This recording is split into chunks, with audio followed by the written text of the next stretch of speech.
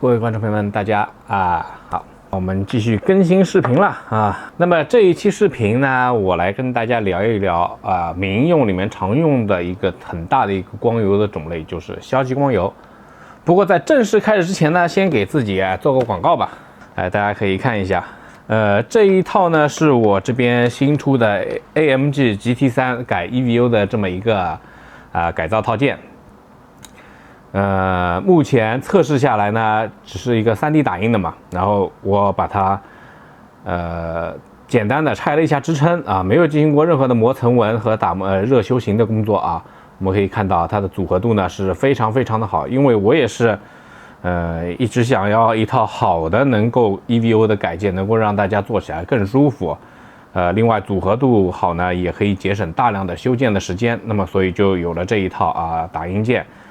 这个黑色的呢是微缩树脂打印，就是我们做静态时候能够用到的它的精度非常的高。另外同时能够保持高精度的呢，也有大家很多人喜欢改做 RC 的，也就是文车的车壳的，会有这么一套那个RC 的这个类 ABS 树脂打印的这么一套所以说这个类 ABS 打印的这个强度更高的版本，它的层纹会相对来说明显一点不过简单打磨也都可以去除的。那么大家如果要购买的话呢，直接就去黄鱼搜索同名的一个店铺就可以夏季赛的时候我也把这一套放在那边做了展出了它所有的一些零件我们要分色的地方，它都做了分件处理包括这个车标之类的前铲这些都做了分件处理田工的原件呢也不需要做任何的切割、改磁吸各方面的事情大灯、灯罩等之类的也是完美安装的。好，那么今天的广告就打到这里，我们正式开始这一期的节目吧。我们做民用模型的离不开光油。那么在模型圈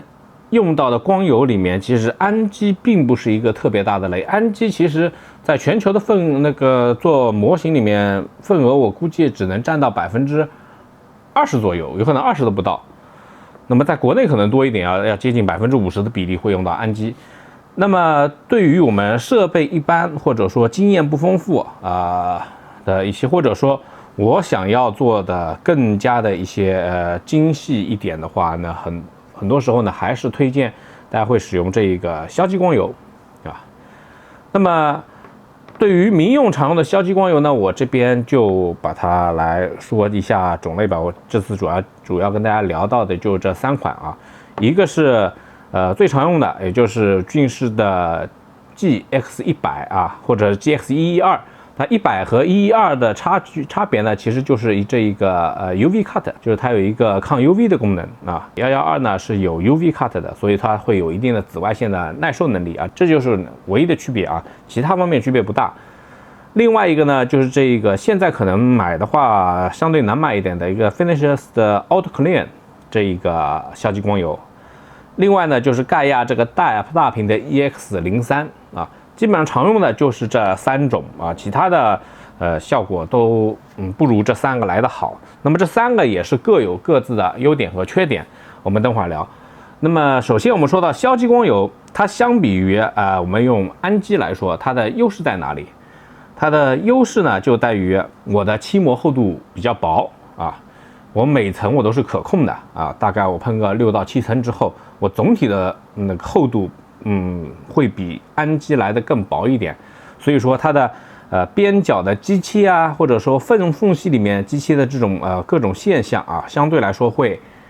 少一些，也就是让你的模型显得不那么的肉，不会喷成一个糖葫芦。因为氨基的话，如果掌握不好的话，很容易就喷厚喷成糖葫芦嘛。另外呢，就是消基它有一个易打磨的特性，因为它毕竟软嘛，这个东西你用砂纸就很容易的去打磨它磨起来非常的轻松。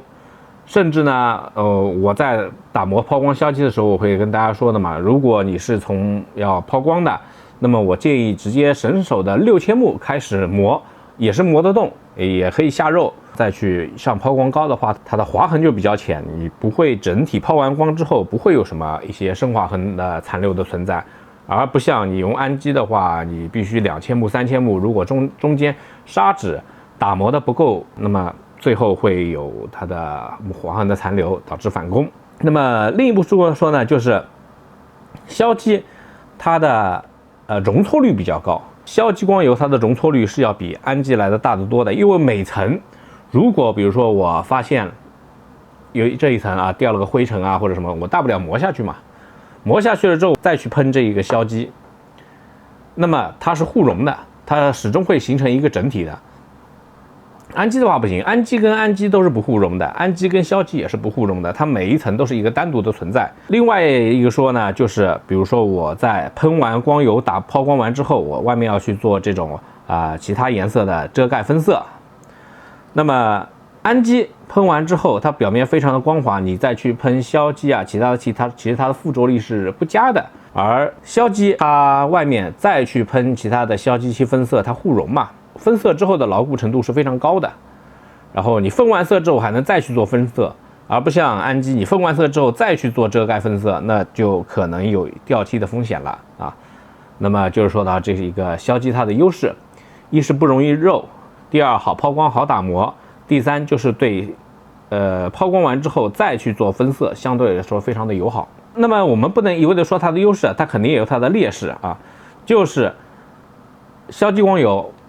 无论是哪种硝基光油，它的耐候性都不太好。比如说你长时间的存放，以及在一些比如说暴露在一些紫外线、太阳照射的环境中，它的老化会非常的快，而不像氨基它毕竟是一个工业漆嘛，如果硝基够强的话，那工业漆就轮不到氨基登场。这就是说到硝基它的一些缺点啊，一个是要喷很多层，然后它收缩，而且硝基你必须得抛光啊，这就是硝基最大的弱点，硝基必须得抛，但是它抛起来呢又相对的容易。那么我们分开来讲讲这3个品牌的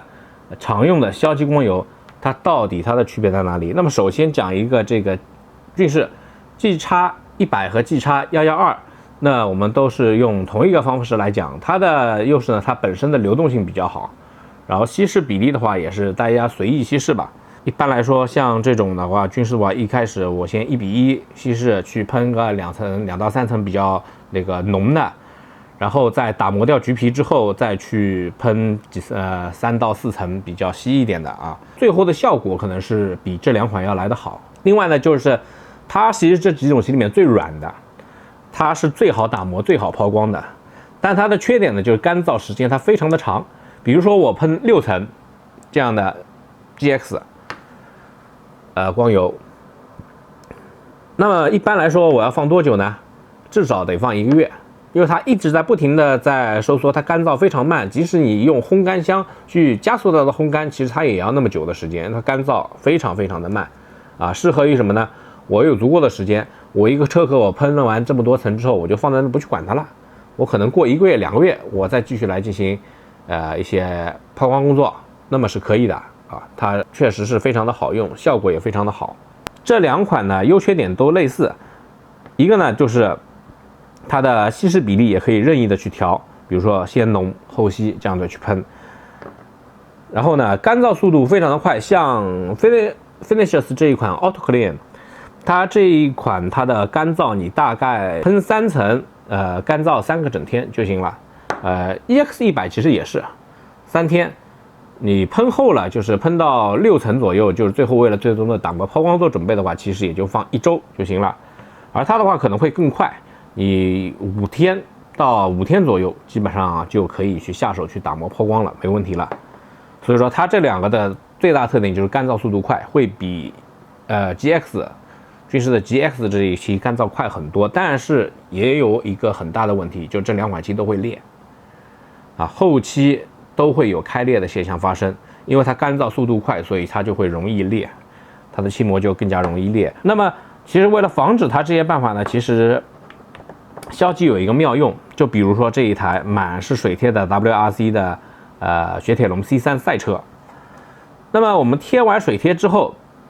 我一般为了方便打磨水贴落差，我是用这个 Auto Clean 1:1比例大概是喷2到3层，喷到一个我觉得可以磨掉水贴落差的这一个厚度，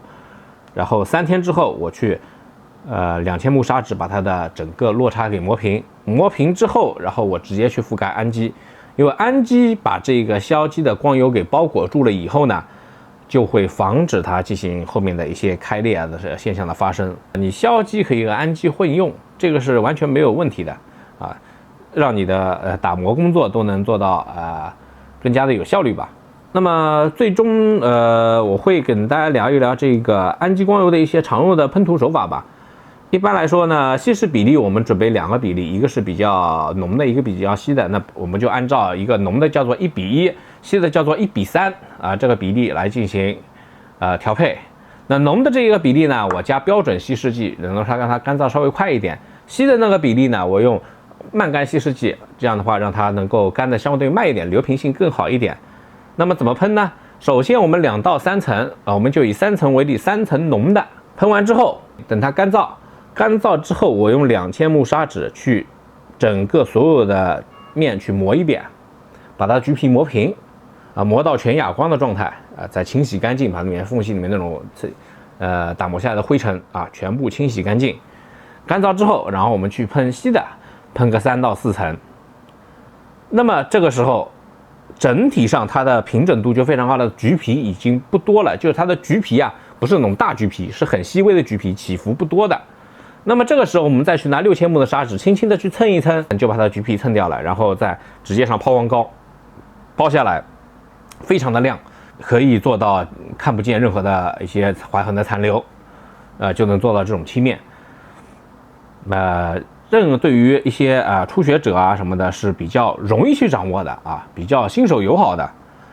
不要想着一上来就氨基，我要直出。氨基其实直出对你对喷涂氨基的经验要求还是挺高的，以及氨基的打磨抛光可不是这么容易的，它真的非常的吃经验那么这一期关于硝基光油我们的一个简单的一些介绍和喷涂手法的建议，我们就把它跟大家聊到这里下期再见，拜拜。